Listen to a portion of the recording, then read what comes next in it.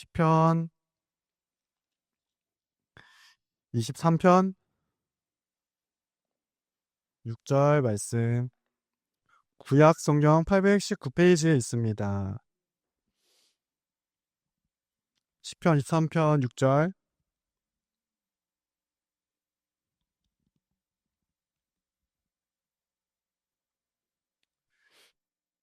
우리 다 찾으셨으면 우리 함께 말씀 읽겠습니다. 같이 말씀 읽겠습니다. 시작. 내 평생의 선하심과 인자하심이 반드시 나를 따르리니 내가 여호와의 집에 영원히 살리로다. 아멘. 다시 한번 읽어볼까요? 시작. 내 평생의 선하심과 인자하심이 반드시 나를 따르리니 내가 여호와의 집에 영원히 살리로다. 아멘. 잠깐 기도하겠습니다.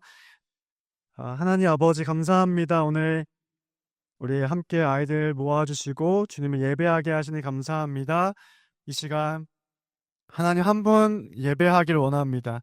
우리의 마음을 붙들어 주시고 우리의 생각을 붙잡아 주셔서 하나님 한 분께 집중할 수 있도록 도와주시고 주의 말씀이 우리의 마음에 새겨지는 시간, 깨달아지는 시간, 하나님의 선하심을 맛보아 아는 시간 될 수 있도록 도와주세요. 예수님의 이름으로 기도드립니다. 아멘.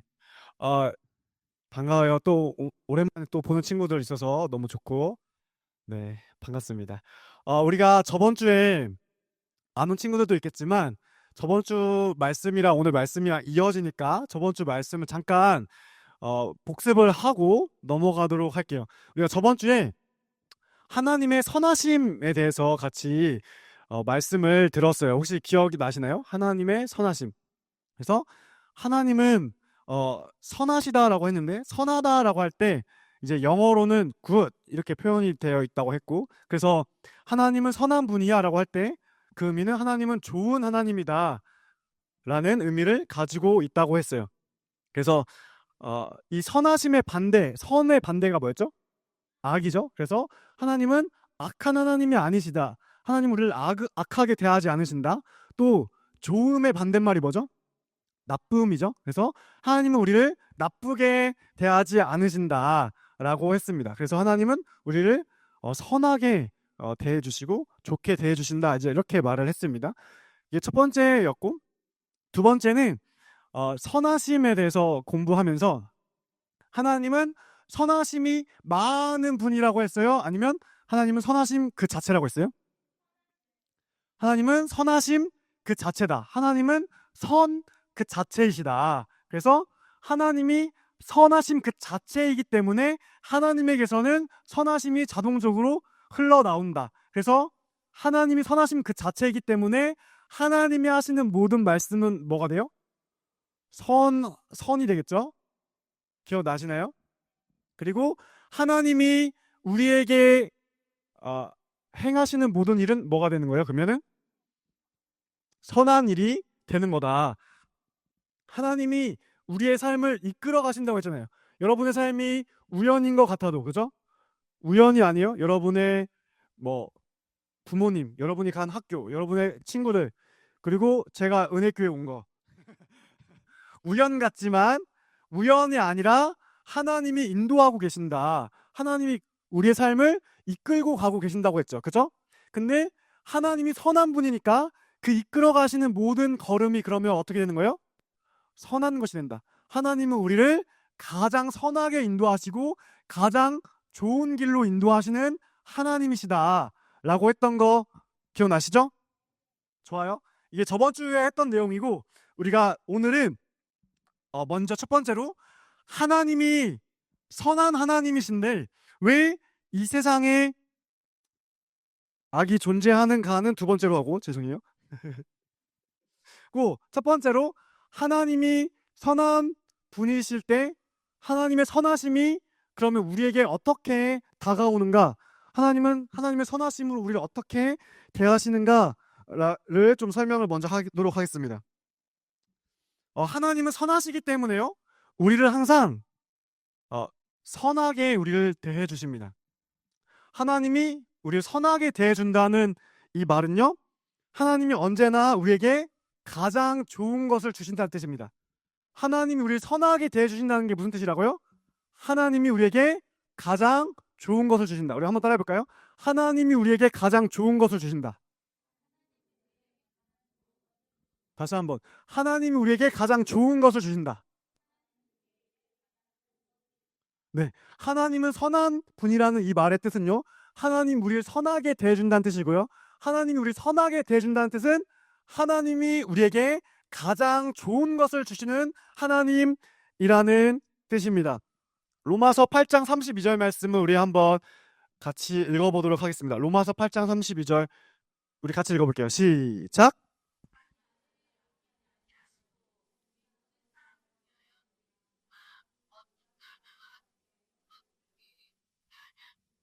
아멘. 이 말씀에서 두 가지를 먼저 말하고 있는데요.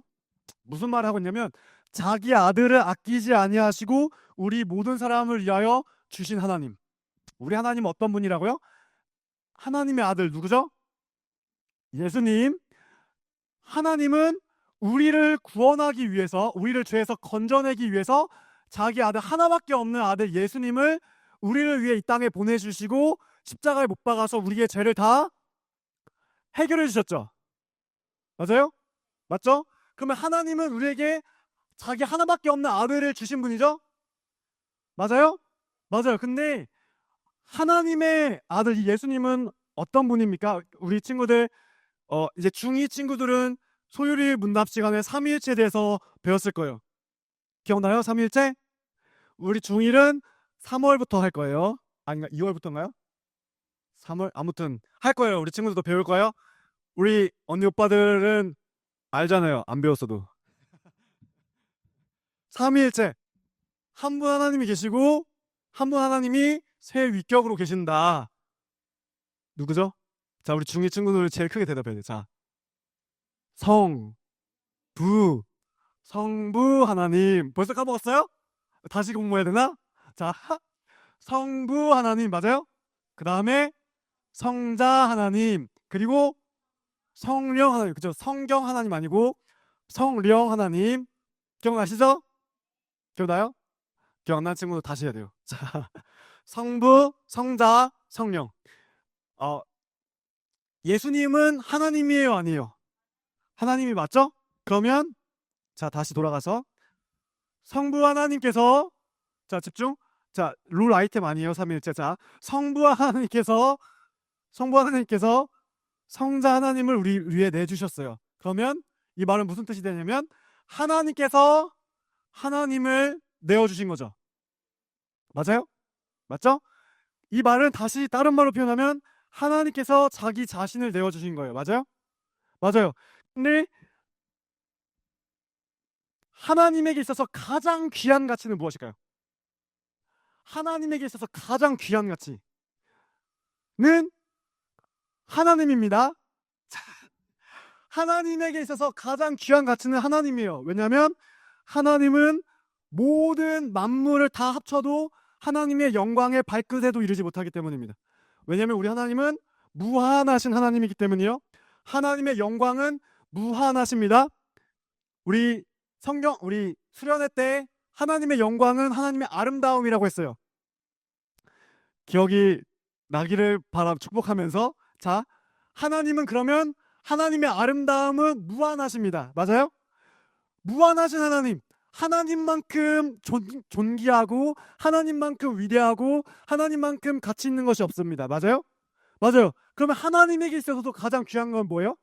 하나님이에요. 근데 하나님이 무엇을 내준 거예요? 우리를 위해서? 하나님 자신을 우리에게 내주셨다는 말입니다. 그러면 이 말은 무슨 말이 되냐면 하나님에게 있어서 가장 귀한 것은 하나님인데 그 가장 귀한 하나님 자신을 우리에게 내주셨단 말이에요. 무슨 말인지 알겠나요? 하나님은 우리에게 하나님 자신을 내어주셨고 그것은 하나님에게 있어서도 가장 귀한 것입니다. 그것을 하나님이 우리에게 주셨어요. 그게 첫 번째. 두 번째, 로마서 8장 32절 다시 보면 자기 아들을 아끼지 아니하시고 우리 모든 사람을 위하여 내주신 이가 어찌 그 아들과 함께 모든 것을 우리에게 주시지 아니하겠느냐. 이미 제일 좋은 것을 줬다면 그것보다 못한 거 당연히 줄 수 있겠죠. 그쵸?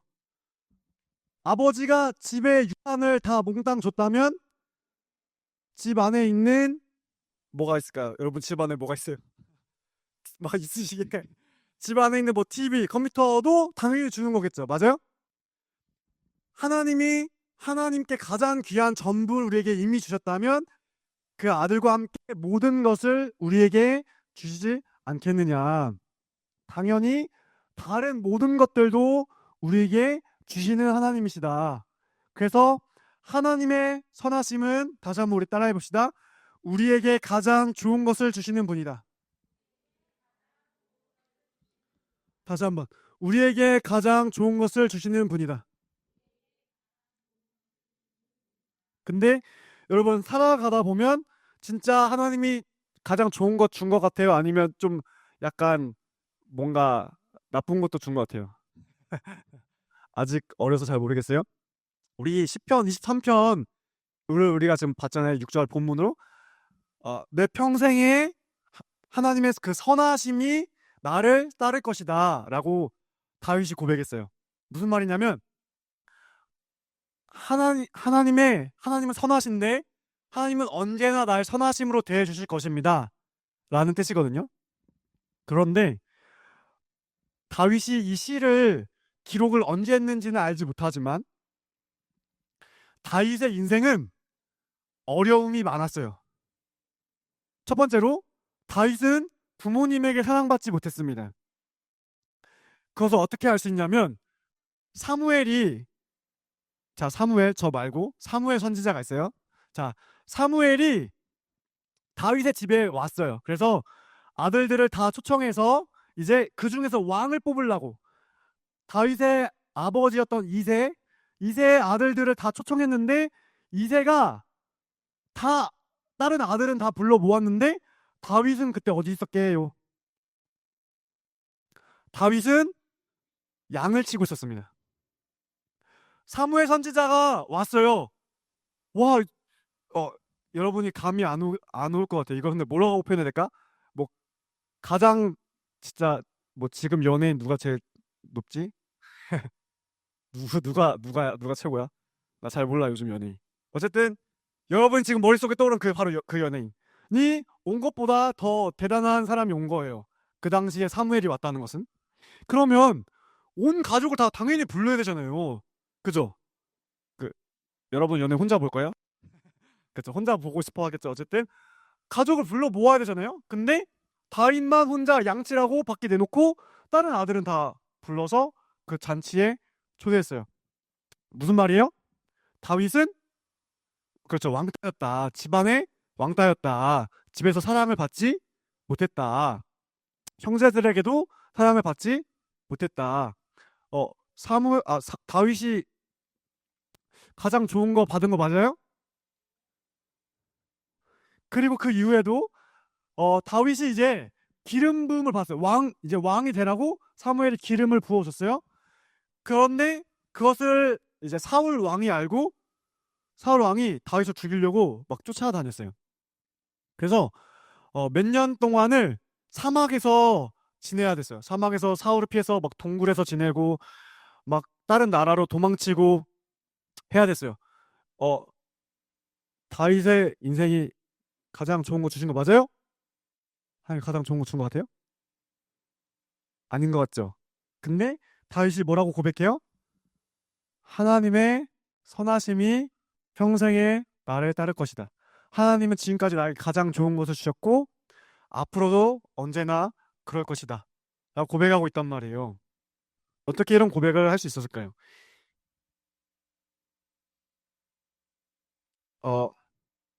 우리가 먼저 알아야 될 것은요, 하나님은 선하시지만 이 세상에는 악이 존재한다는 것입니다. 이 세상에 악과 고통이 있는 이유는요, 첫 번째로 인간이 타락했기 때문이에요. 우리가 잘 아는 대로 아담과 하와가 처음에 죄를 지었잖아요. 그죠? 죄가 없는 세상이었는데 죄를 짓고 아담과 하와가 타락했어요. 그래서 우리는 태어나면서부터 우리의 마음이 어떻게 됐다고 했어요? 우리의 마음은 썩은 마음으로 태어난다 라고 했던 거 기억나세요? 우리 예레미야 17장 9절 말씀 우리 같이 한번 읽어보겠습니다. 예레미야 17장 9절 같이 읽겠습니다. 시작.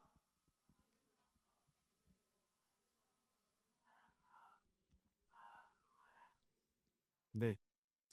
인간이 타락했어요. 근데 우리가 사는 세상은 썩은 마음을 가진 사람들이 함께 모여 사는 세상입니다. 그러면은 우리 안에 악과 고통이 할까요? 안 할까요?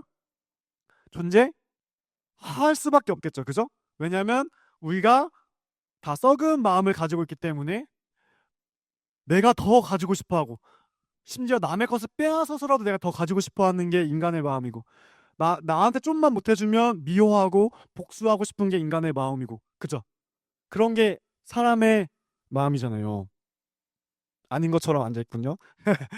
그쵸? 그러다 보니까 인간이 타락했기 때문에 이 세상에는 악과 고통이 있을 수밖에 없습니다. 두 번째로는 우리가 인간이 처음 타락할 때 자연도 함께 타락하게 됐어요.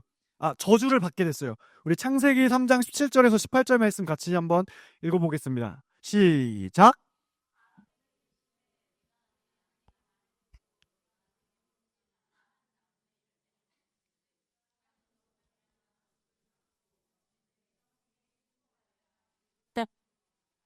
아리에게 하시다 에마를 네, 좋아요.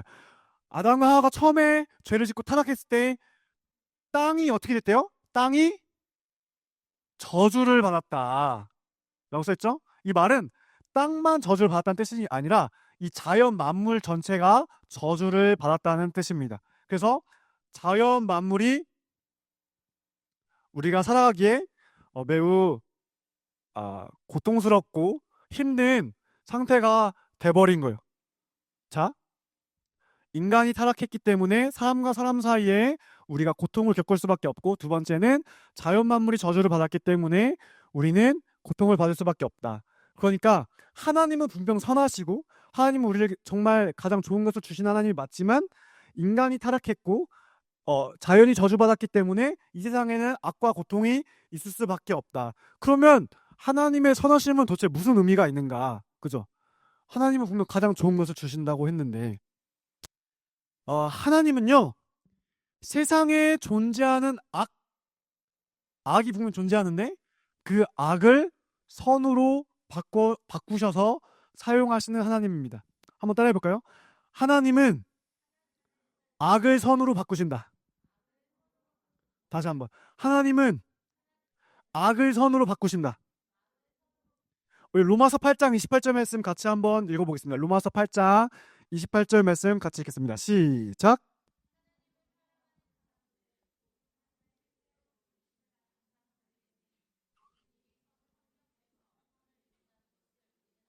아멘.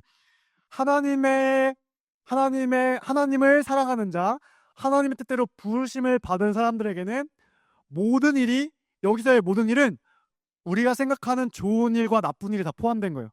내가 생각하기에 이건 나쁜 일 같은데, 내가 생각하기에 이거는 안 좋은 일인데 하는 그런 나쁜 일까지도 다 포함해서 하나님은 그것들을 다 사용하셔서 협력해서 뭘 이루게 하신대요? 선을 이루게 하신다 라고 말하고 있습니다. 우리 창세기 50장 20절 말씀 우리 같이 한번 읽어볼게요. 창세기 50장 20절 5장 20절이 아니라 50장 20절인데 잘못 입력이 됐네요. 이거 제가 읽어드릴게요. 당신들은 나를 해하려 하였으나 하나님은 그것을 선으로 바꾸사 오늘과 같이 많은 백성의 생명을 구원하게 하시려 하셨나니. 이건 어떤 구절이냐면요, 요셉 알아요 여러분? 요셉? 꿈쟁이 요셉. 들어는 보았나 꿈쟁이 요셉? 요셉의 형제들이 11명이 있었어요. 우리 친구들, 자, 앞을 보고 집중합시다. 야곱의 아들들이 12명 있었던 거 알아요? 12명의 아들들이 있었고 그 12명이 12지파가 됐어요. 근데 야곱이 요셉을 제일 사랑했어요. 왜냐하면 자, 다른 설명을 다 뺍시다. 자, 설명을 하면 너무 길어지니까. 어쨌든 요셉을 가장 사랑했어요. 그러면 다른 형제들이 좋아할까 싫어할까? 싫어하겠죠, 당연히. 여러분도 부모님이 만약에 뭐 동생만 좋아한다, 뭐 누나만 좋아한다 하면은 좋아요, 싫어요? 당연히 싫겠죠, 그죠? 그러니까 막 아니, 아빠가 요셉한테만 막 좋은 옷 사주는 거예요. 요즘에 좋은 옷 뭐가 있어요? 브랜드 진짜 잘 몰라요. 막 요셉 요셉한테만 막 100만 원짜리 뭐 옷 사주고 막 다른 형들은 막 10,000원짜리 동네 옷 막 이런 거 보세 이렇게 옷 사주는 거예요. 그 좋아 싫어? 싫어요. 당연히 싫겠죠. 그래서 이 야곱의 형들이 어떻게 했냐면요. 이 요셉을 팔아버렸어. 뭘로 팔았냐? 노예로 팔아버렸어요. 와, 근데 어떻게 자기 동생을 노예로 팔아요, 그죠? 이 당시에는 노예가 있던 시대이기 때문에 노예로 팔았어. 어떨 것 같아요? 자, 우리 친구는 어떨 것 같아요? 자, 알아야 유라가 너가 싫어가지고 노예로 팔았어.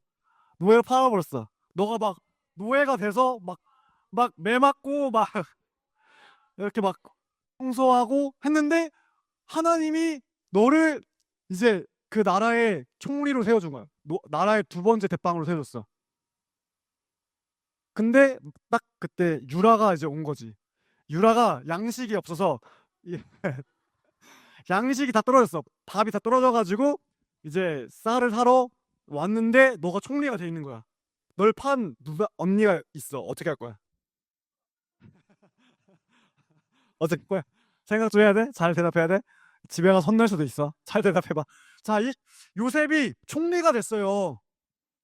하나님이 정말 놀랍게 요셉의 삶을 이끄셔서 요셉이 이집트의 두 번째 대빵이 됐습니다.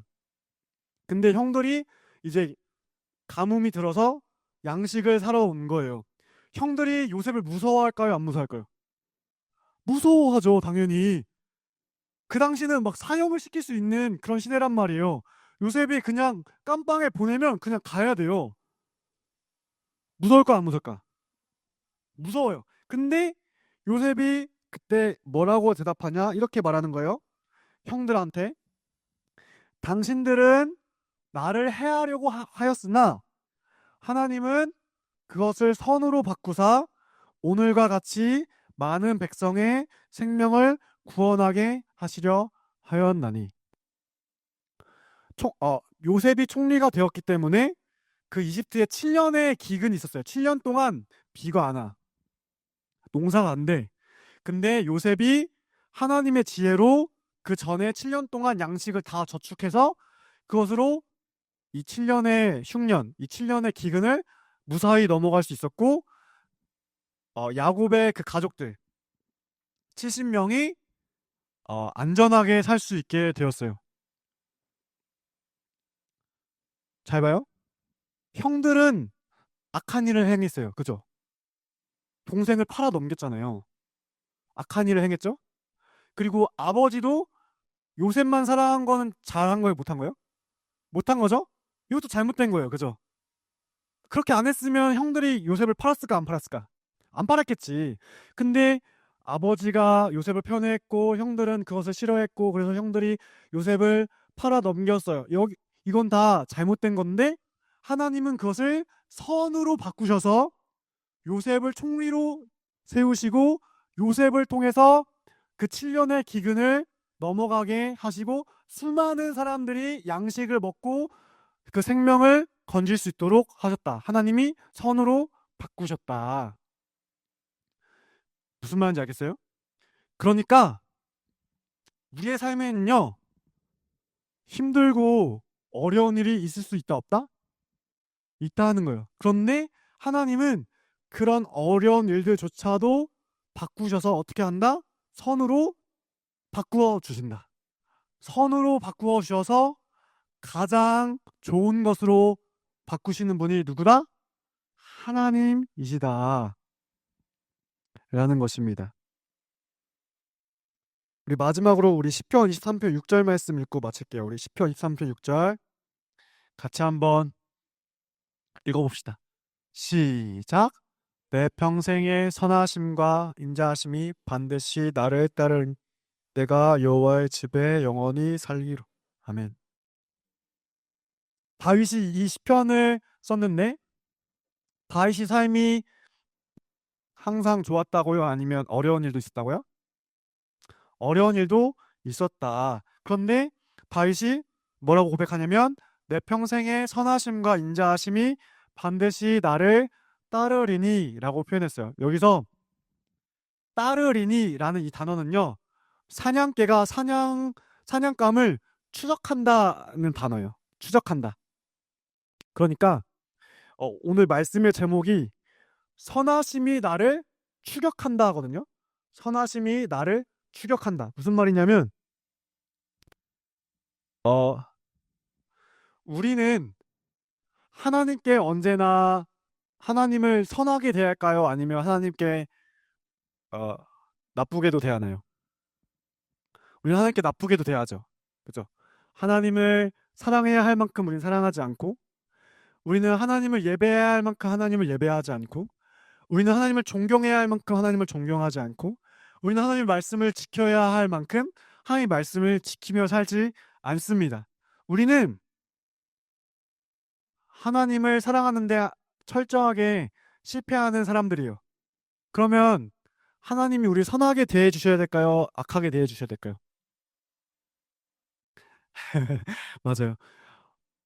그럼에도 불구하고 나는 하나님을 떠날 때도 있고, 나는 하나님 말씀을 지키지 못할 때도 있고, 다윗이 언제나 하나님의 말씀을 잘 지켰을까요? 아니, 그렇지 않았어요. 다윗도 흔들릴 때가 있었고, 연약할 때가 있었고, 죄를 지을 때도 있었습니다. 그런데 다윗이 고백할 수 있는 것은 무엇이냐면, 나는 연약하고, 나는 부족하고, 나는 하나님께 죄를 짓는 그 순간에도 하나님은 선하셔서 그 하나님의 선하심이 나를 추격하는 거예요. 나는 하나님한테 도망치는 그때에도 하나님은 너무나 선하셔서 그 하나님의 선하심이 나를 어떻게 한다고요? 추격한다고요. 하나님의 선하심이 나를 따라온다고요. 그래서 나의 삶을 어떻게 하신다고요? 가장 선하게, 가장 좋은 곳으로 이끌어 주신다는 것입니다.